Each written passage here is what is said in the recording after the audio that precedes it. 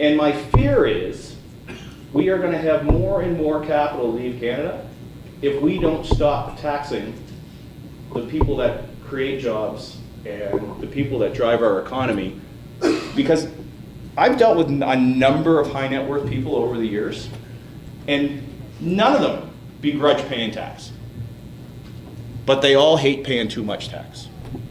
In Nova Scotia right now, if you're making more than $200,000, you're paying 54% in tax. You hit the high bracket at 200? You hit the high bracket at 200 and you pay 54% in tax. And that's before you've paid any HST, before you've paid any gas tax, before you've paid any beer tax. I think that you would probably have about $8 left out of your, 8% left out of your money. Fraser Institute, I don't know if anyone saw this study. The Fraser Institute has figured out that for every dollar earned in Canada, 43% of it goes in some form of tax. Think about that. For every dollar earned in Canada, 43% of it goes somewhere in tax. So for every $5 earned, $2 is going someplace in tax. We don't have a tax collecting problem in this country. We have a spending problem. And for the government to say in the middle of the summer that we're going to try to sneak through these new proposals that are just closing a couple loopholes and it's all about tax fairness, when in reality it was a 63-page document that were the most wide-sweeping tax changes since 1971. It's not closing loopholes. These aren't loopholes. This is the way the income tax is designed. These business owners and professionals that set up corporations and were paying dividends out to their spouses, there was court cases set up to show that those rules were being followed. And the basic principle behind tax is everybody who pays tax has the right to structure their affairs in a manner that follows the rules to pay the least amount of tax. So these folks were basically blasted in the media as being criminals, tax cheats, when the reality is they were just following the rules. So they brought out 4 proposals. One was on income splitting, which is TOSI, or tax on split income, which we'll talk about in a second. That was proposed legislation. One was on limiting capital gains exemption, which was proposed legislation. One was on passive investment rules, which was no legislation at all. They said, help us out, we need to figure out how we want to tax this, we just know we don't like it. And then the 4th one was converting regular income into capital gains. So, the last time we had a tax change that's as big as this tax change was back in 1971. Prior to that, in 1966, they hired the Carter Commission to go through our entire Income Tax Act and say, okay, you know what, we need to amend this thing because it's not working. And they spent 4 years studying it and then 2 more years debating it before they finally brought it in. And our current government wanted to do it in 6 weeks without asking anybody for their opinion at all and basing all of their changes on one report written by one economist out of the University of Ottawa. I'm not a political guy. I've never written a letter to my MP before, and I've never requested a meeting from our MP. I don't usually even typically vote the same color. I've voted 2 colors, probably more liberal than PC, but I requested a meeting from him. And in the meeting, I took a bunch of documents with me, and I asked him, I said, what specifically is upsetting you guys? Like, what specifically is upsetting you guys? He said, we don't like the fact that doctors can pay for their kids' university education with corporate money. I said, okay, fine. I don't necessarily disagree with that, except that you've allowed them to do it for the last 15 or 18 years, and that's how some people have set up their savings plans. But, okay, did you look at any other alternatives? What do you mean? I said, well, did you look at any other ways of maybe taxing these guys? What do you mean? I said, all right, let's ignore business owners for 1 second. Let's look at employees, because you keep talking about tax fairness between employees and business owners, but let's just look at employees. He said, okay. I said, I'm an employee and I make $250,000 a year. And I've got 2 kids, they go to school. And my wife has made a decision not to work, and quite frankly, that's none of your business. My neighbors have 2 kids the exact same age as my kids, live right next door in a house that's exactly the same as my house. They both have jobs that make $125,000 a year each, and they pay $21,000 less in tax than I do. Is that fair? And he said, oh, I know where you're going with that. I said, do you? He said, yeah. Does anyone know where I'm going with it? No? Does anybody know how the U.S. taxes people? As a family unit. As a family unit. So guess what? If we taxed everybody as a family unit, these new 63 pages of rules they gave us don't matter.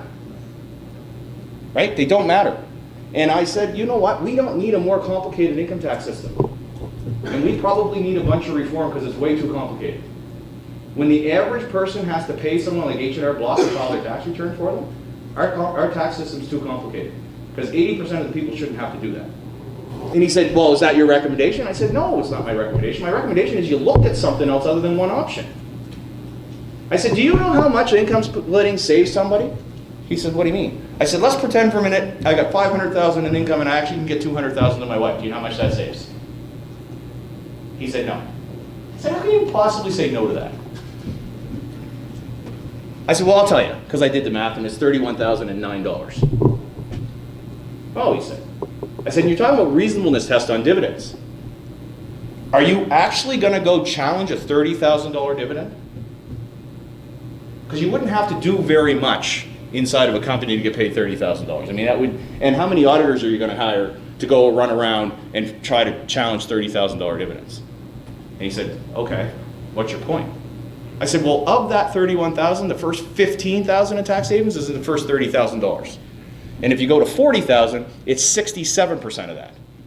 So 67% of it's in a spot you're probably not going to go and challenge. And then he thanked me for being so well prepared for the meeting. Anyways.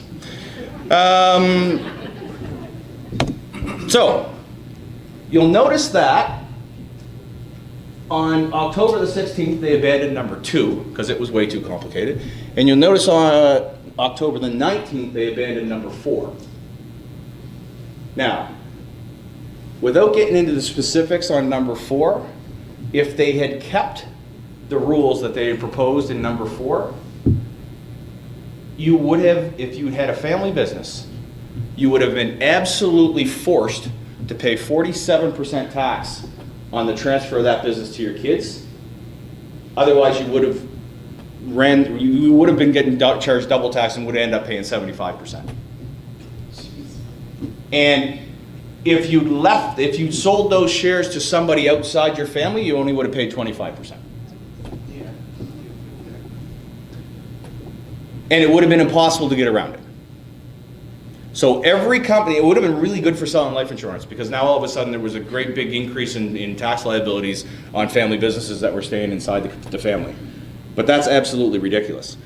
So on December the 13th, it was so nice of them, on December the 13th they gave us simplified income splitting rules on the last day that the House sat before their break for Christmas, so that our opposition didn't even get a chance to challenge them on it at all. Rules that came into effect on January the 1st. Merry Christmas, business owners and tax planning guys and girls. On the same day, coincidentally, the Standing Senate Committee came back with their recommendations on these proposed rules because they went across the country and actually asked people who had an interest in doing tax planning and had an interest in businesses and what they thought of them and what maybe they should think about doing. And their conclusion after having those meetings across the country is they should be pulled and gotten rid of. And there should be an independent comprehensive review of the tax system for suggestions on how we can change it on a go-forward basis. Which is a pretty reasonable request in my view. And they said at the very least, if you're not going to do that, pushed them till January 1, 2019, so people can have an opportunity to replan their affairs, because they've had rules for almost 30 years, and they've been planning their affairs for those 30 years, and you can't just, hit them with a curveball midstream. I like this quote from Percy Mokler, who was the head of the committee. He said, "Canadians expect a tax system that's fair and equitable. Making sudden changes to the Income Tax Act, in some cases without providing the detail necessary to understand their implications, does not inspire confidence. If the government wishes to implement tax reform, it must do so carefully, cautiously, and with consideration of how it will affect Canadians." They don't even know how much tax money they're going to collect from these.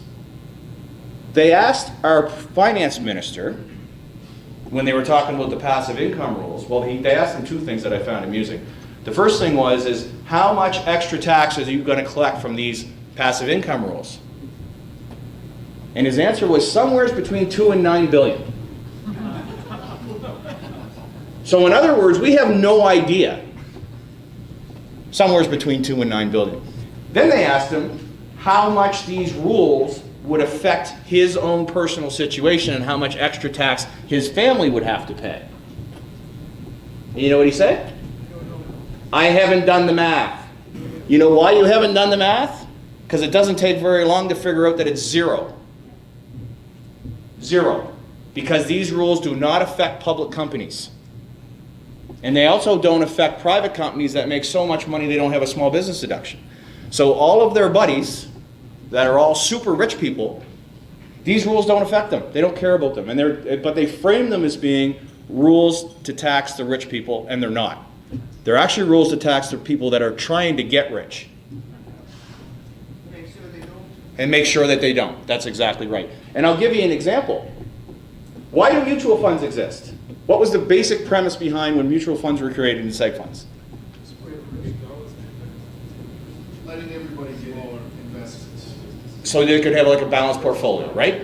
So most people who are saving $100 a month or $200 a month can't afford or can't realistically have a balanced portfolio, right? You can't do it. But if you have a whole bunch of those people and you group their money together, then they can. So I've got an investment holding company, I got some money saved in it. I would love to have a public company. I'd love to have a public company. I just can't afford to have a public company. So because I can't afford to have a public company, I buy other public companies inside my investment company. But if I had enough money to own a public company, then these rules don't apply to me. But I don't. But what's the purpose of public companies? Why are companies public? Because they need capital. They need capital. So if they need capital, we've just restricted their access to capital by taxing people if they're investing in them in their companies. I would also love to invest in real estate, and I would love to. And if I have one real estate property, that's considered passive investment income. But if I've got enough money to have 50 and I've got 5 full-time employees, now it's business income and I don't need to worry about the rules anymore. So the tax on split income rules is basically, does everybody understand what income sprinkling is? We have a marginal tax rate system in Canada, which means the more money you make, the higher your tax rate becomes. So if you've got one person earning $300,000, they're going to pay more tax than 2 people earning $150,000. So to the extent that I can shift income into somebody that's in a lower income tax bracket in my family, my overall tax bill will be reduced. So back in 2000, which makes me feel old because I can remember the budget in 2000, but back in 2000 when we were having our pizza party at the accounting firm I was working at, we didn't think there was anything in the budget. We had this little document ready to go for our clients and we're all ready to go home until somebody actually went and printed off the Notice and Ways and Means motion. And this was back when doctors and dentists and professionals could really start to incorporate. And we were paying dividends out to their 1-year-old and their 3-year-old and their 5-year-olds. And anyhow, they brought in kiddie tax. So they brought in kiddie tax, which basically said you can't pay, well you can pay dividends out to minors now, but from $1, it'll be taxed at the highest marginal rate. And the parents are joint and severally liable for the tax. So you couldn't pay a dividend to your kid and then bankrupt them and try to get around the tax. So those were brought in 2000. Basically, the new TOSI rules remember these are the simplified ones, are expanding on these rules that were brought back in 2000. So the ones in 2000 were dividends from private corporations. These are the types of income that are caught. Dividends from private corporations, some income from partnerships and trusts, and capital gains if you're selling shares to a related person. The new TOSI rules, the simplified ones, you guys will love these simplified rules, apply a high rate of tax to split income, so you'll see that's in quotes, and I'll tell you what, I'll define split income for you, received by a specified individual that is not an excluded amount. Okay? So there's a bunch of outs inside the excluded amount. Usually I talk about tax and I say, okay, you know what? It's not taxable unless there's an on-ramp onto the highway. If you get caught by a rule, you're into the on-ramp and then we got to be worried. These rules, as you'll see in a second, everybody's on the highway. We need a ramp off. And there's only a few of them. So first of all, I'm not sure exactly why they bothered defining specified individuals. Because you read that definition and tell me who's not a specified individual. So basically everyone's a specified individual, so they could have just said taxpayer. And it's on income that is split income. So it's, again, it's the income from the kitty tax income. So private company dividends and benefits, partnership income, trust income. But it also applies to interest income and potentially capital gains on the sale of shares. Potentially capital gains on the sale of shares. And it will apply to income, but not salary. Why doesn't it apply to salary? Yeah, but why couldn't I just pay my wife a $200,000 salary even if she doesn't know where my office is? There's a reasonableness test, right. So there's already a test for salaries. What's the stick with reasonableness? What happens if you pay somebody an unreasonable salary? What's the penalty? It's not deductible, but guess what? Still taxable to the person that received it. Double tax. All right? So it becomes not deductible to the company, still taxable to the person who received it. So it's only on interest income, dividend income, not salary, and received from a related business. So it needs to be a related business. So if I've got shares in TD Bank, it's not going to apply to them. Well, it's a public company now. If I happen to have shares in my buddy's company, it wouldn't apply to those either. So a related individual owns shares that make up not less than 10% of the market value of the company, so that's going to catch most family businesses. Partnership corporations trust that a related person, oh, sorry, I hit the wrong button. The related person is actively engaged in the operation of the business. So, you know, even if they're not a shareholder, if somebody related to you is generating the income, then you're going to be caught under the rules. And related isn't necessarily the related definition you would think of in normal circumstances. So related for tax is if you think about your family tree, so you got the trunk going up the middle and then you got a whole bunch of branches coming off, right? The trunk going up the middle is great-grandparents, grandparents, parents, you, kids, grandkids, great-grandkids, right? Up and down that tree, they're all related. And then on your branch, so the place where you are, brothers and sisters. So not nieces, nephews, uncles, aunts. Great aunts, great uncles. So just, if you think of your family tree, the branch that you're on, and then the trunk going up and down the middle. It will not apply if it's an excluded business. So it can be a related business, but as long as this is an excluded business, you're on the off-ramp. So excluded business is individuals actively engaged on a regular continuous basis for at least 5 years. So if you have somebody that's worked 20 hours a week in your business for any 5 years in the past or in the future, and they don't need to be consecutive, they're out forever.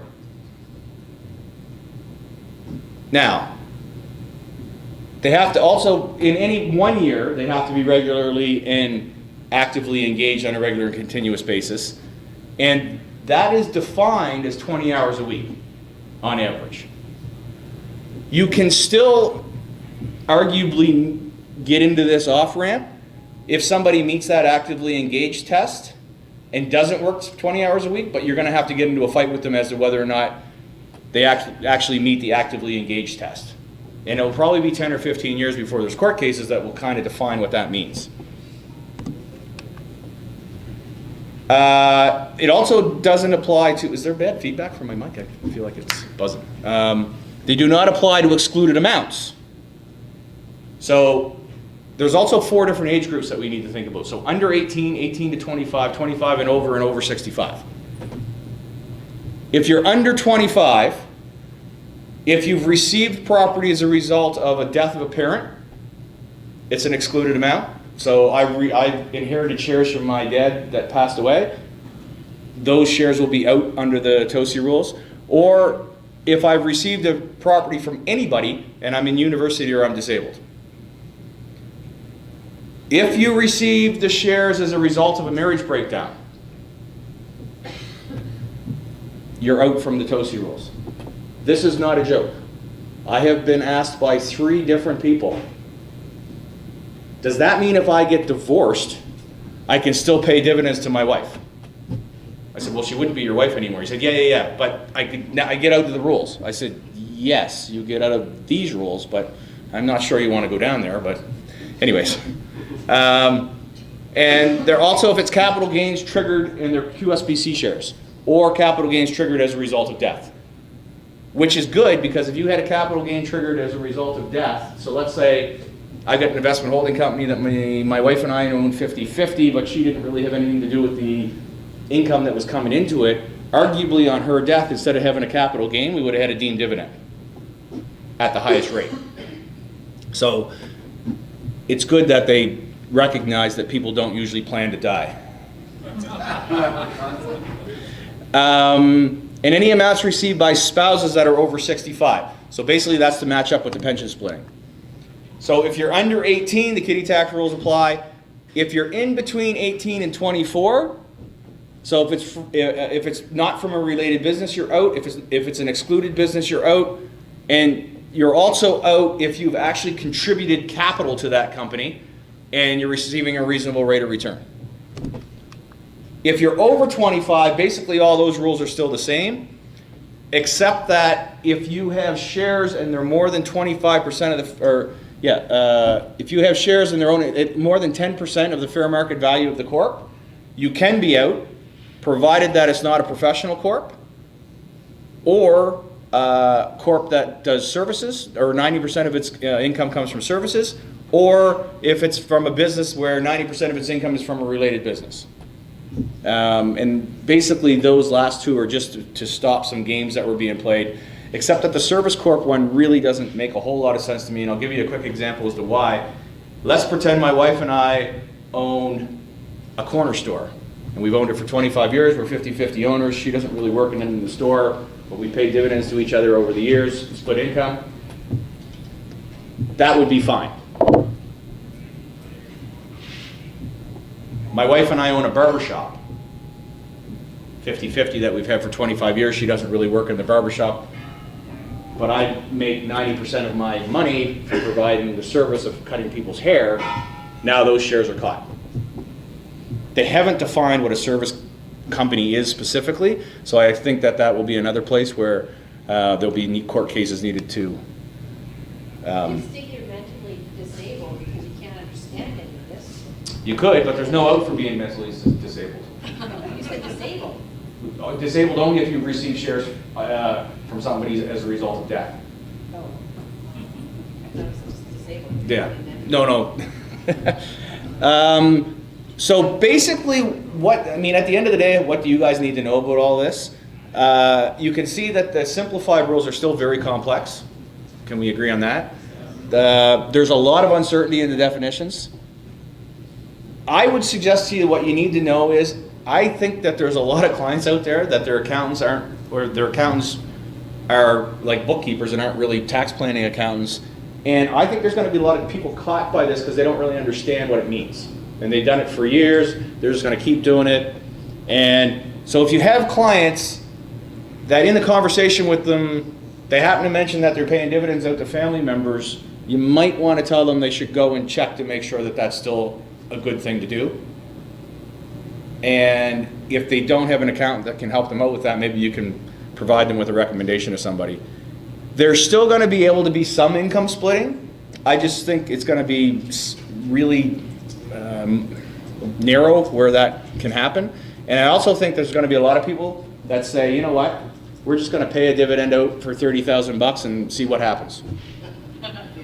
Because Revenue Canada doesn't have enough auditors anyways. Knowingly or unknowingly? Right. Chris, Okay, yes. can you explain how the holding company might work in there? Like, a lot of companies are owned by the holding company that are owned by husband, wife, owned. So I'll give you an example of why I think that the holding company rules with respect to this stuff might be really bad. So I've been dealing with a family for almost 30 years. And they have extensive real estate portfolio in Halifax that was started by the people that I'm dealing with now's grandfather and his brother. Okay? And they own the company 50-50. I started doing planning for one side of the family, so 50% of one side, and the brother and sister of one of the grandfathers. And we set up a holding company for them. So picture a holding company here, 50% holding company here. And then I said, okay, well, you know what? We need to start doing estate planning for your family. So we've now got holding company for brother, sister, and family trust. And something weird happened at some point in time, but the sister owned 52% and the brother owned 48%. So they both have trusts and they both have frozen shares. The brother passed away, married to a second wife. His two children are not the children of his second wife. And he left all of his shares 50-50 between his second wife and split between the kids, so 50, 25, 25. Provided that the kids could pay the tax bill. He didn't tell anybody this. So the kids didn't have any money. So all the shares went to the second wife. And there was a big court battle. Big court battle. And they worked out a deal that over time, the kids would get them, so whatever their dividend entitlement was each year, they would use that to pay the tax bill and transfer the shares. It took about 6 years, but now it's 50, 25, 25. None of these individuals had anything to do with the money that was generated at the bottom level and up and up and up. I think that I think all of them are subject to the rules, potentially, because we're paying dividends out through the trust. And the trust doesn't have, that 10% rule doesn't apply to trust. On the other side, the sister died. There's a trust. The father's still alive. We're redeeming shares to him, so I think that those are okay, because he's over 65. The two brothers that are the beneficiaries of the trust, one's a U.S. resident, which is bad. And so they don't apply to him, because he's a U.S. resident, doesn't apply to non-residents. But I think it applies to his brother. So the moral of the story is, holding companies, depending on how the money got there, could be really bad results. So if you've got an active company Yes. owned by a holding company, Yes. puts all the money up in that holding company, Right. So active business stops. right. So you'll notice that there's an out if you're over 25 for excluded shares, right? So if you've got excluded shares, so if you've got 10% of the value of the shares, and none of these apply to trusts though. They have to be owned directly. So if you've got 10% of the value of the company, you're out. Unless 90% of its 90% of the corporation's income was not from a related business. So if you've got a holding company, where is all of its income coming from? Related company. Right. So but my question is, as soon as that related company stops, you sell it, or it just winds up operation, you just have cash in the holding company, even though you're not 65, there's no related business anymore. Right. So I think at that point you're probably okay, but as you're paying dividends up to the holding company, which these guys in my example still are because they're still a rental property operation and they get their dividends up every year. So I'm going to get to those in a second, but the passive income rules are really only matter if you have a small business deduction. So if you've got somebody who's completely retired, so the related business is gone and all you have is a holding company, you don't care about the passive income rules.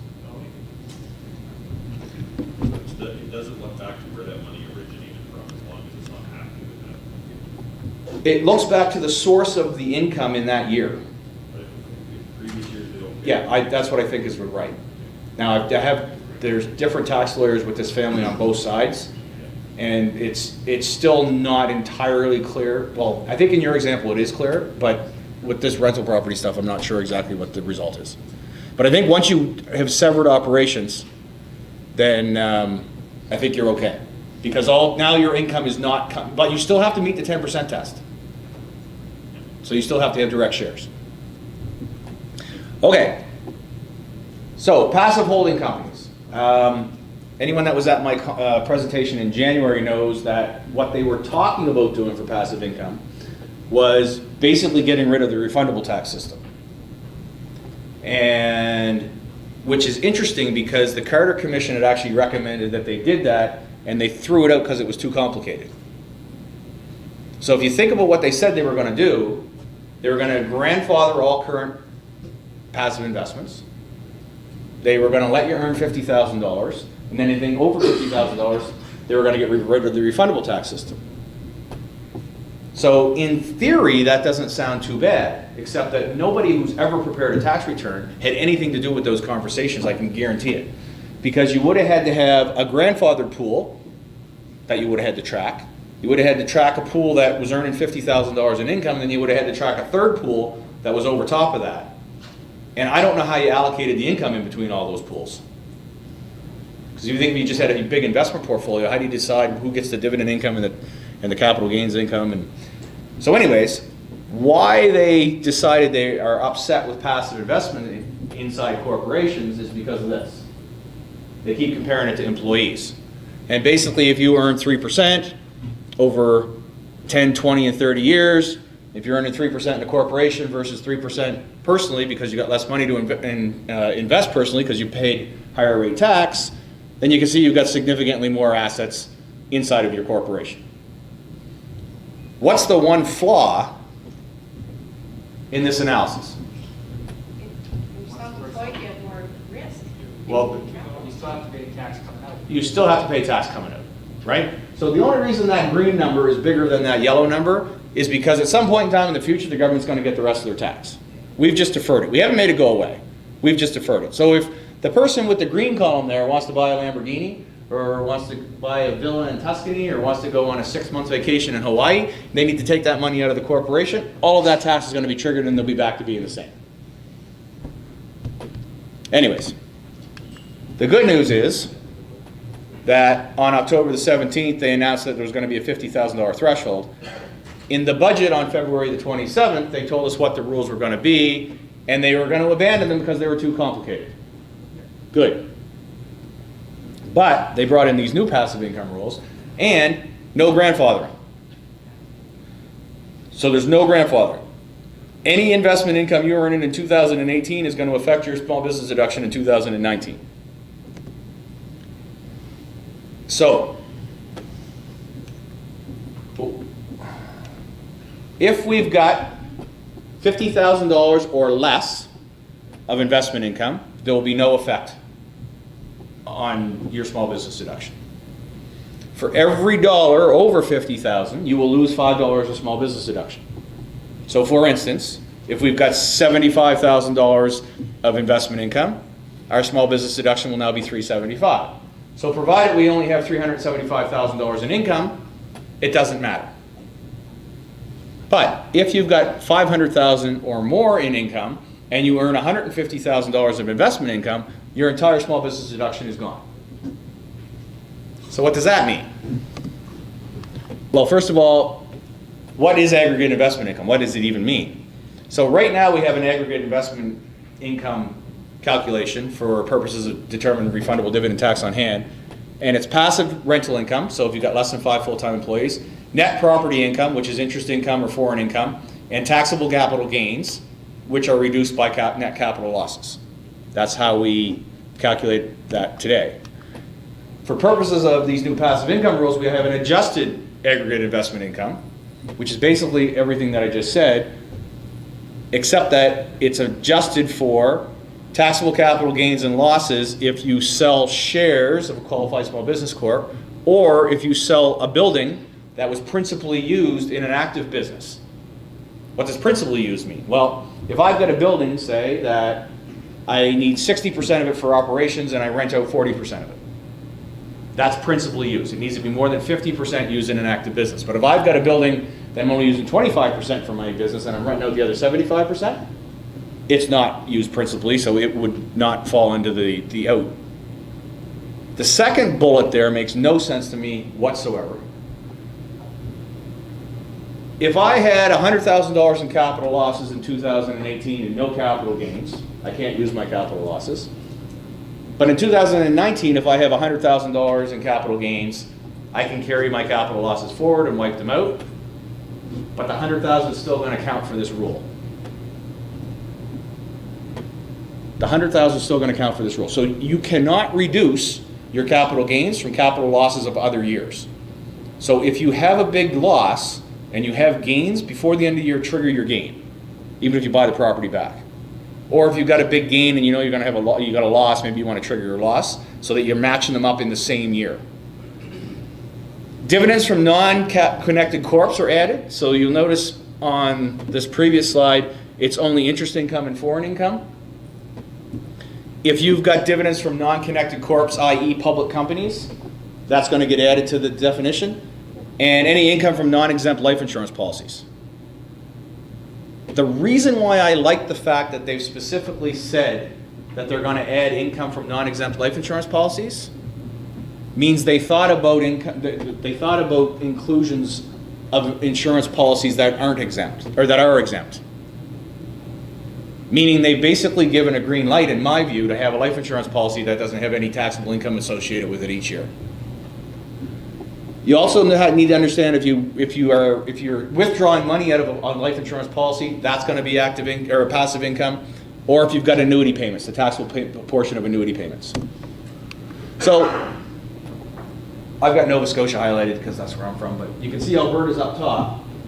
If you have somebody that's earning more than $500,000 in active business income, and if they have more than $150,000 in passive income, the cost of the full grind is $75,000. And that's because income not subject to the small business deduction is taxed at 27%. Income that is subject to the small business deduction is taxed at 12%. So if you're in that scenario, you're going to lose $75,000. On top of the fact that your passive income is taxed at 50.7%. So, I got my little piggy bank at the top. If you had $50,000 of investment income and $500,000 of active business income, and you earned $1,000 more of income, $1,000 more of income, you're going to pay $507 in tax on that interest income, plus you're going to lose $5 times 1,000, so you're going to lose $5,000 of small business deduction, which costs you $750 more.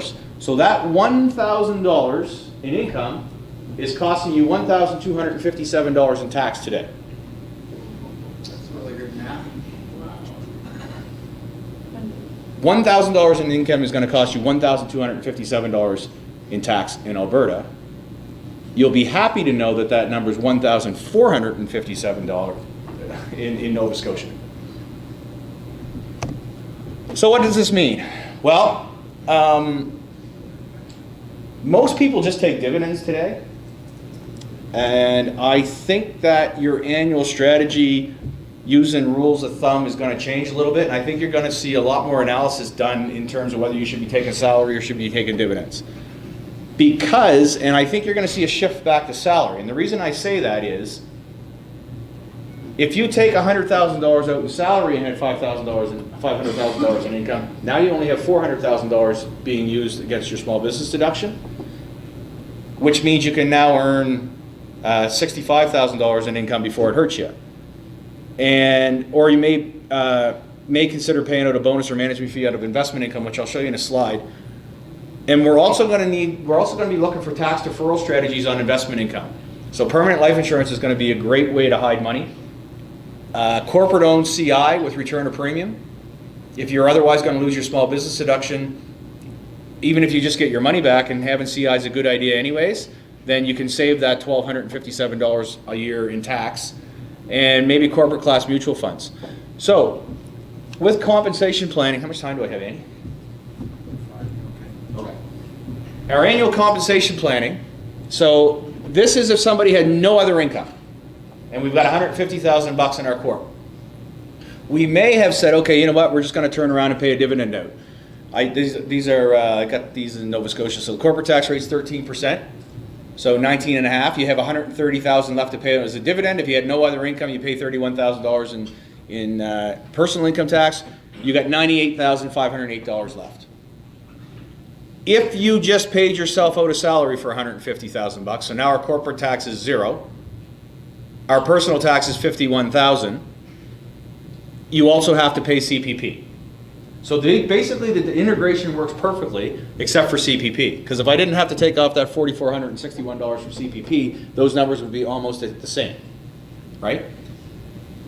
Lots of people pay dividends out just because they hate paying both halves of the CPP. Which also means they're not going to get CPP up the road. And most people don't see the value in that, but there is some value in CPP. So, you know, even if it's half of that, I think that if you're otherwise going to lose your small business deduction, you will see people leaning back towards paying salaries. Because it used to be it was significantly cheaper to pay a dividend, and it's not anymore because they've increased the dividend rates. So what are the pros? Well, if you pay out a salary, you also get RSP room because you don't get that with dividends. You also get CPP contributions, and we've reduced our corporate income, and which may reduce the small business requirements, so we may be able to have a larger investment portfolio. The cons are we have increased CPP contributions, and you also have the pain in the rear end aspect of doing payroll. So, let's say that somebody had $450,000 in corporate income, and instead of paying a dividend out, they're going to pay out a salary. So now they only have $300,000 instead of $450,000. Well, we know we can earn $50,000 in investment income before we start grinding our small business deduction. Well, because we only need $300,000 a small business deduction, we can actually earn $40,000 more, so we can have $90,000 in investment income before we start to lose any small business deduction because we've paid out a salary instead of a dividend.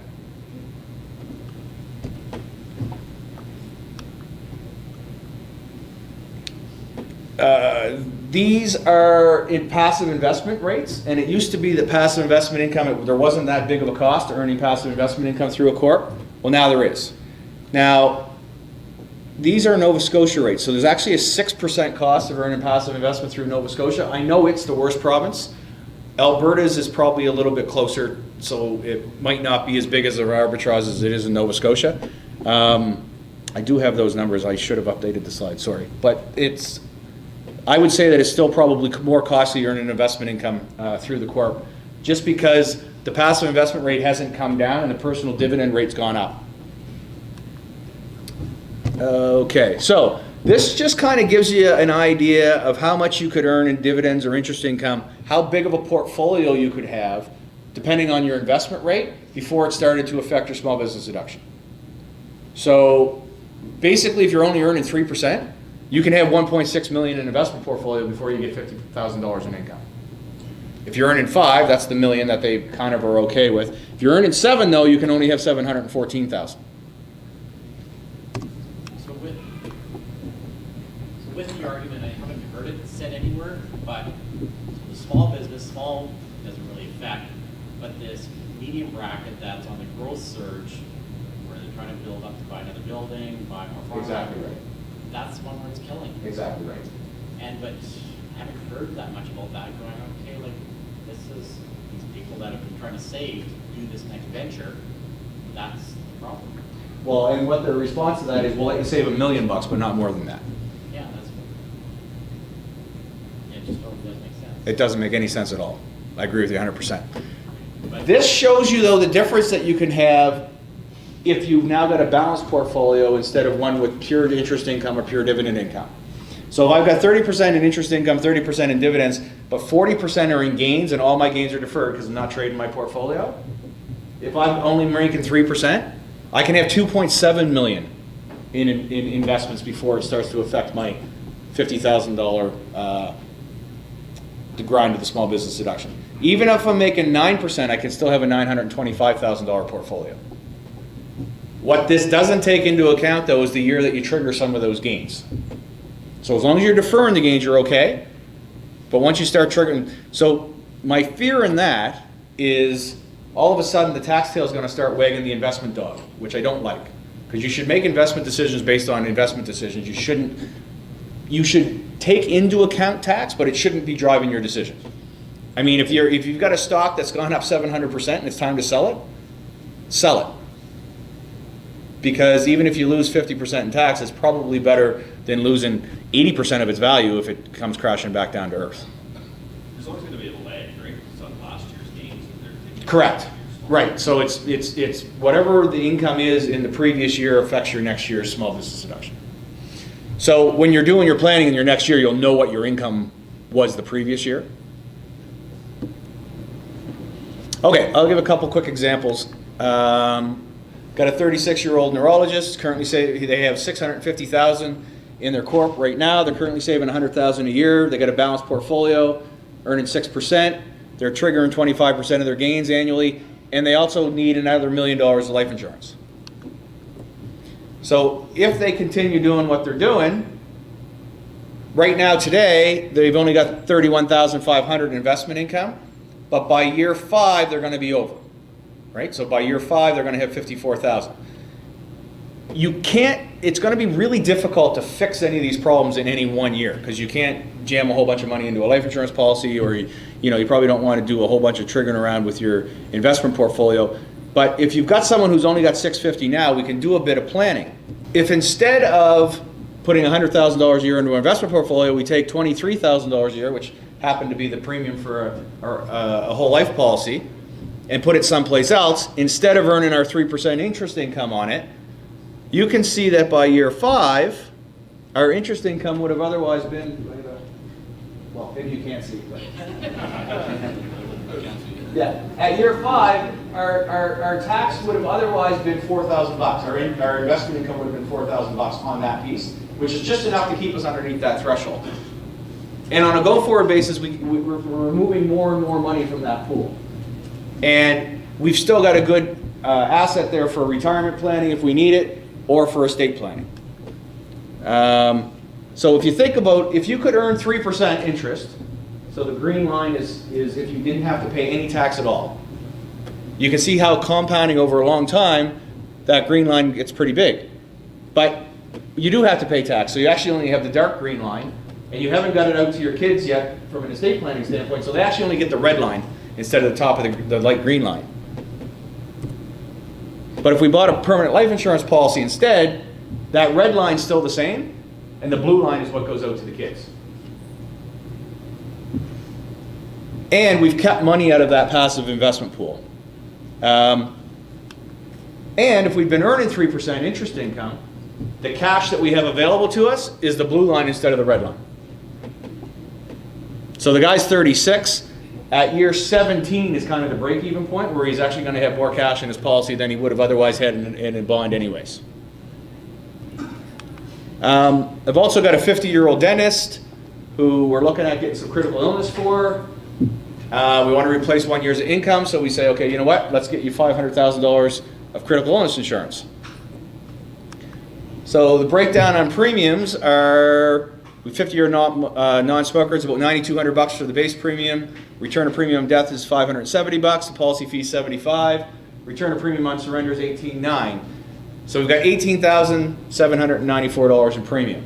Now, if we decided to potentially use the split dollar concept with this person, the $8,900 that they would otherwise pay with corporate money, they got to pay with personal money. So because they got to pay with personal money, we got to take out a dividend. So because we had to pay out a dividend, we actually have to take out $16,000 as a dividend instead of the $8,000 in order to net out the $8,900. So if they otherwise did nothing in the corporation, they would have $26,809 to invest.